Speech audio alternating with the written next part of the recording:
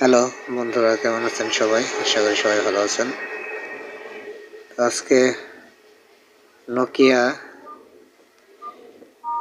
এই মোবাইলটির ইয়ার স্পিকারের সমস্যা। মডেলটি হচ্ছে নোকিয়া 225 RM1011 তো এই ফোনটির ইয়ার স্পিকার আমরা আজকে চেঞ্জ করব। সঙ্গে থাকুন, পুরো ভিডিওটি দেখুন। তো চলুন শুরু করা যাক। তাছাড়া আমাদের ক্যাচিং পিছনের অংশ খুলে নিতে হবে। তারপর ব্যাটারি খুলবেন, সিমগুলো খুলে নেবেন,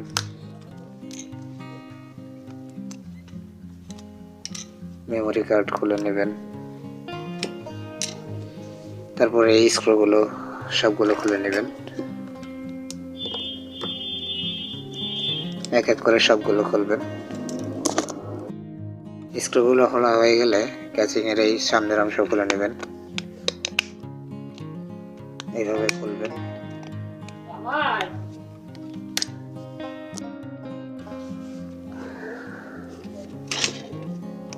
তো পুরো ক্যাচিংটি এইভাবে চারপাশ থেকে খুলে নেবেন।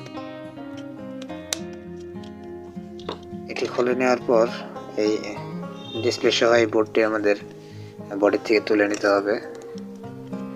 তো তার জন্য এখানে দেখুন দুটি স্ক্রু আছে, এই স্ক্রু দুটি খুলতে হবে।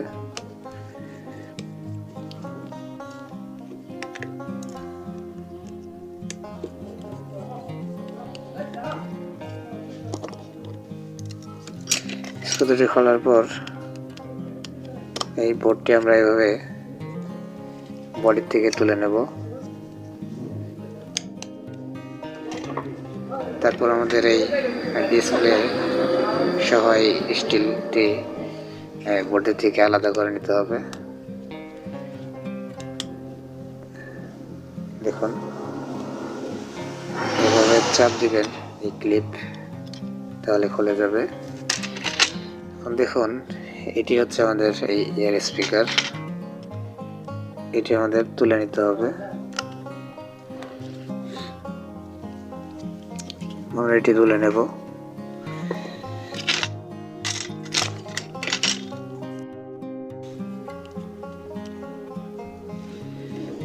এই স্পিকারটি ঠিক এইরকমই আরেকটা স্পিকার আমাদের নিতে হবে।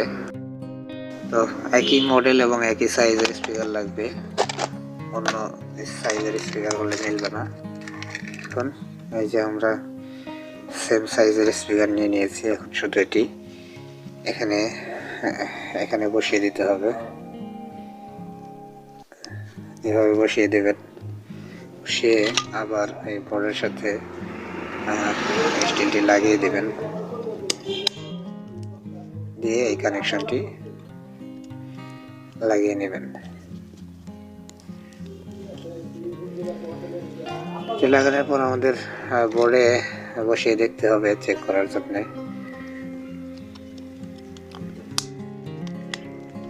আমরা সিম কার্ড লাগিয়ে দেখব।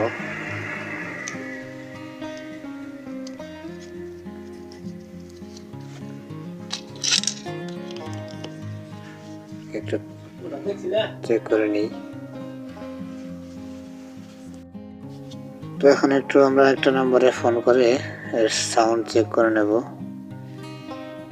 তাহলেই বুঝতে পারা যাবে কি ঠিক হয়েছে কিনা।